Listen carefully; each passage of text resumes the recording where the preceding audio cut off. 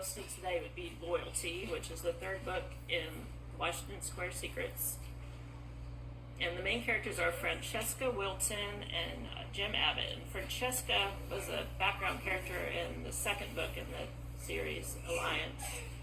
And Jim Abbott actually first appeared in Severed Legacies, which is the third book in the Malevolent trilogy.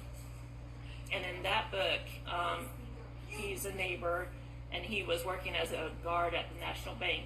And he did say he was trying to impress some girl. He said, I want to get into the police next time there's an opening.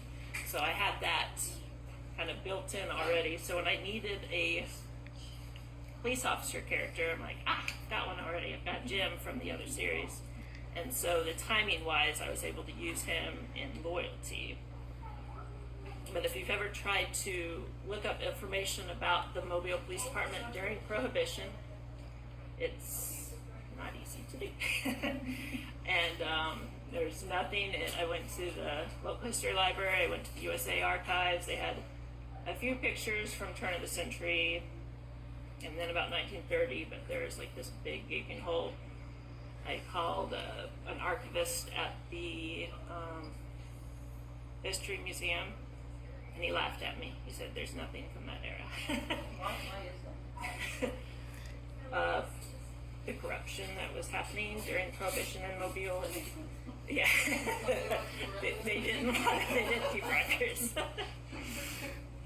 And I finally, the day after I turned in my manuscript to my editor, which was about draft 20 or 24, I noticed on Facebook that the Mobile Police Department was more active, and they were sharing things and like reaching out to the community. So I'm like, let me try sending them a message.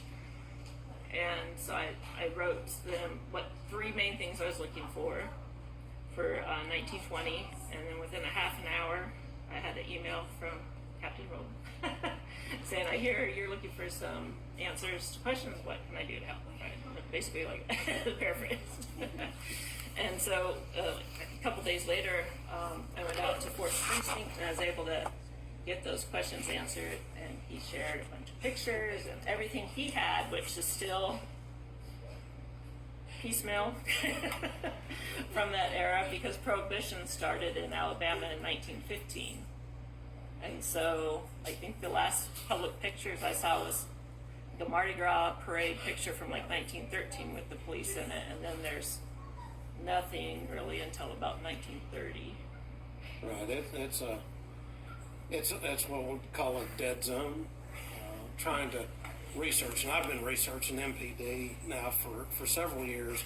For the past 2 years, it's really taken hold. Going back, we've got documents going back to 1814, where that's where MPD was founded. Not called Mobile Police, but that's where our officers were. And when Carrie reached out to me, it's like, man, this is great, because I've got my conference room as a research room now, and it gave me some ideas of things to look for. So every time she asks a question, it gives me something to look for, but it gives me about 15 things that I don't know. So I've gone down a whole lot of rabbit holes trying to help her get to that. But I'm happy that someone's interested in bringing to light or to life someone, a Mobile police officer from that era, and what she does with her books. When I got to read this, it's like, it's generally not what I read. I generally read history, hardcore, true history. But when I started reading, I couldn't put it down. And she's talking about places that I'm familiar with from all of my years downtown, but then all of my research and seeing all of that. And these characters are actually, I can see them walking down Dolphin Street or in, Washington Square, walking around the park. The way she's done that. So, I look forward to her questions, because that keeps me engaged in that era. But it is a dead zone. There's a few things, and I've got some pictures and some things, but it's one of the things that it's going to take a whole lot more to uncover. Yeah, my brain is always working on things. Like right now, I'm rewriting book 4 of the series, and I'll get random ideas, but I'll try to wait maybe once a week and then email them with like 5 different questions instead of like every day giving them something new. That's a lot of fun. I mean, and it's a huge distraction from the day to day.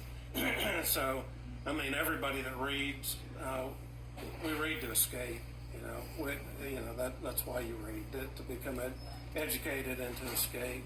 And being able to help her with this research is actually doing more, helping me research what I need to uncover. So it's a great distraction from the day to day. Questions at the end? Oh, I apologize. No? All right, sorry. So what form does your research normally take?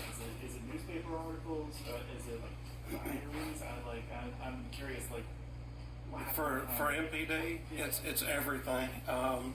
Old archives, go to city archives, go through that, but I've actually got actual police reports. So newspapers, archives, but then I've got boxes of actual police reports. But again, from the mid-19 teens to 1930s, it's gone. There's just nothing there. I think I showed Carrie the last time she was out there. I've got 4 bankers boxes filled with police reports, incident reports from the early 1940s. That's cool that you have that. It's it's crazy. You start reading about the crime back then, and you think, well, we're really not that bad compared to where they were for population-wise. There was some significant criminal activity.